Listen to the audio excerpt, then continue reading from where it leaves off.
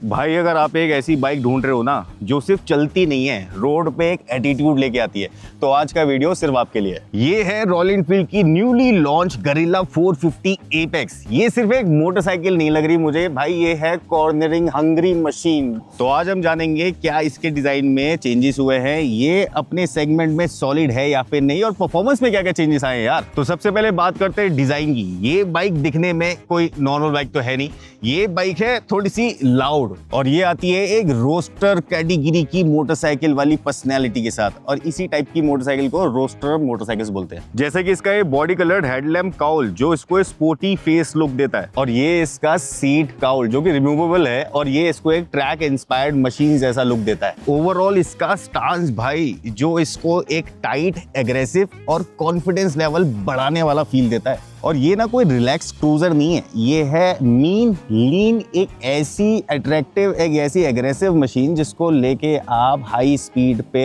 घूमने के लिए जा सकते हैं। बिकॉज इसके टायर अपग्रेड कर दिए गए हैं, और टायर और हैंडल की वजह से 2 किलो वेट भी कम हुआ है। इस बाइक में पहले भी टायर्स मोटे मोटे ही आते थे, आज भी 120 ही mm का फ्रंट टायर है, 70 की प्रोफाइल है, 70 नीचे का है। 120 ना काफी थिक लगता है आगे से, इससे लुक एंड फील तो एनहांस हो जाती है, बट परफॉर्मेंस में बहुत ज्यादा फर्क पड़ता है। इसका जो एक सेफ एरिया का ट्रैवल होता है वो 140 mm का है। यही चीजें इस बाइक को काफी ज्यादा कैपेबल बना देती हैं। ये जो आप देख रहे हो उसको बोलते हैं लिंकेज सस्पेंशन, मोनोशॉक के साथ ही आती है, और सबसे बड़ी एडवांटेज ये है कि रेयर व्हील इसका 160 mm का है। इतना चौड़ा रेयर व्हील है ये, जिसकी वजह से ग्रिप तो अच्छी मिलती है क्योंकि टायर्स भी चेंज हो गए हैं, बट जो बाइक का एक सिनेरियो, एक लुक होता है ना, वो कंप्लीट हो जाता है। 270 mm की ventilated disc brake, single caliper braking system ByBre, और यहाँ पे देखोगे तो ये जो सेफ ट्रैवल है ये 150 mm का होता है। अब यार इसके ना मोड्स की बात कर लेते हैं। तो ये है इसका मोड का बटन, और मोड में है इसमें एक है स्पोर्ट मोड और दूसरा है स्ट्रीट मोड।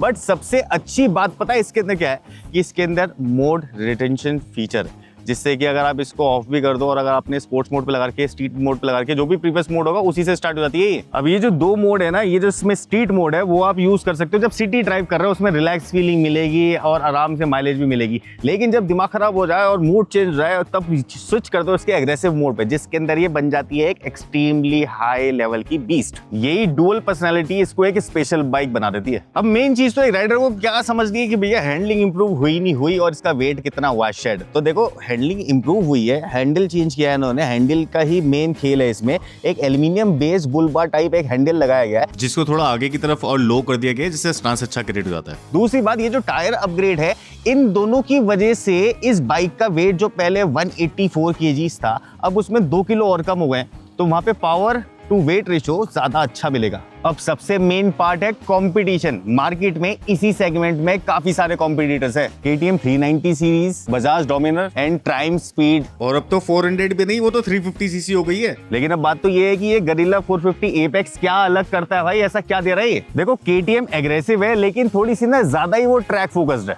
डोमिनर पावरफुल है लेकिन काफी हैवी फील देता है, स्पीड 400 रिफाइन तो है बट थोड़ा सा काम फील देती है। मैं इसको 50 किलोमीटर से ज्यादा चला चुका हूँ, और मेरे को चलाने के बाद ये पता चला कि इसकी ये रॉ पावर, इसकी यूजिबिलिटी, और जिस तरीके से मैं इस बाइक को हैंडल कर रहा था, जहाँ पे भी मैं पहाड़ों पे भी चला रहा हूँ और मैं आसाम में आया हूँ, मुझे लगा ये इन सारी बाइक्स का ना एक बीच का स्वीट स्पॉट बन सकता है। बिकॉज पैसों में भी तो कम है। कंपनी ने ये जो इसके अंदर अपग्रेड की है ना, ये अपने कस्टमर का फीडबैक लेने के बाद करें, इतने सारे अपग्रेड कर दिए तो ये अब कंप्लीट मशीन हो गई, और इसकी प्राइसिंग अगर इतनी कम कर दी तो ये एक किलर भी बन सकती है इस सेगमेंट में। अब जो रॉयल एनफील्ड लवर्स है ना, उनको रॉयल एनफील्ड की रॉ पावर ही सबसे ज्यादा पसंद आती है। देखो 450 बोलते हैं इसको, ये भी एपेक्स वेरिएंट के अंदर 450 आ रही है, but to be specific 452 CC का इंजन है इसके अंदर, 40 PS यानी कि 39.5 bhp का पावर क्रैक कर देता है, एंड 40 Nm ऑफ टॉर्क। इतनी पावर होने के बाद में भी ये जो बाइक है 25 से 30 किलोमीटर की अगर माइलेज दे दे अपने ये 11 litre of fuel tank capacity से, तो कैलकुलेट करके बता दो कमेंट में कि कितना किलोमीटर आप इसकी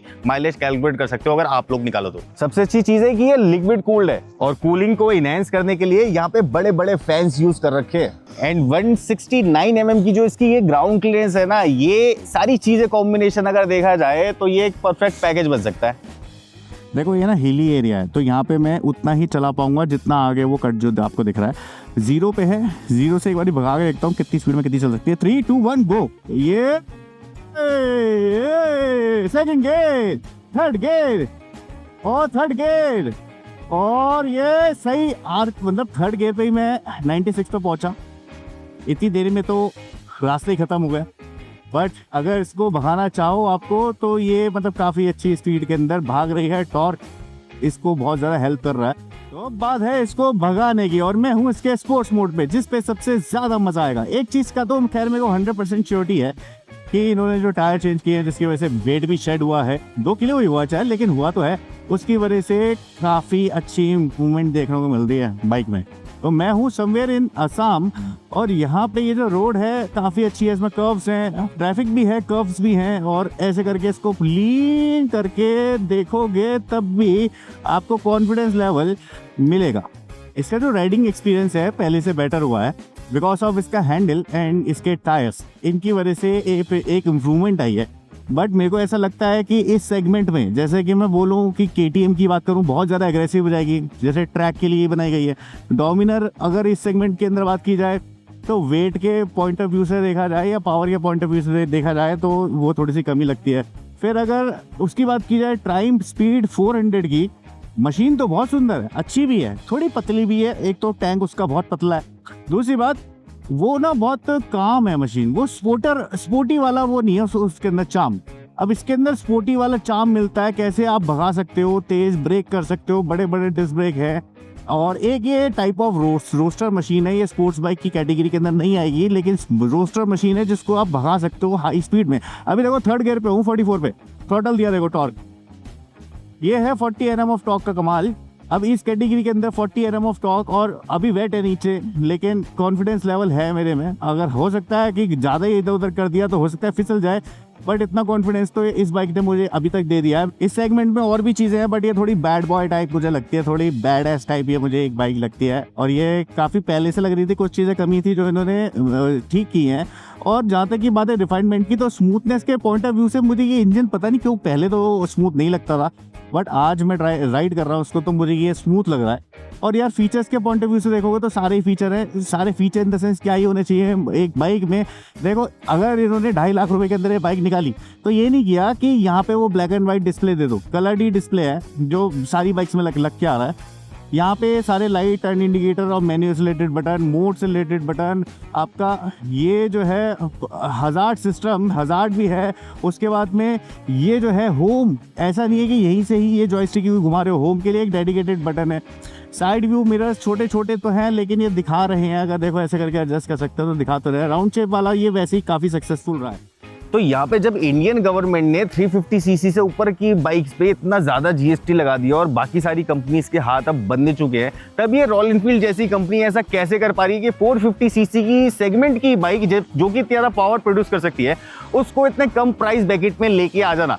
अगर इन्होंने ये सच्ची में इंप्लीमेंट कर दिया मार्केट के अंदर और ये लेके आए, और लेके भी आए हैं, ऐसा नहीं है कि थोड़े टाइम के लिए लेके आए, तो भाई इससे ज़्यादा किलर मशीन और कोई हो नहीं सकती। एक ऐसी मशीन है जो किसी को आगे आने नहीं देगी। आप लोगों की क्या राय है गरीला 450 एपेक्स के बारे में? न्यू लॉन्च था तो मैंने दिखा दिया। नेक्स्ट वीडियो देखने के लिए प्लीज़ सब्सक्राइब कर लेना। Bye bye.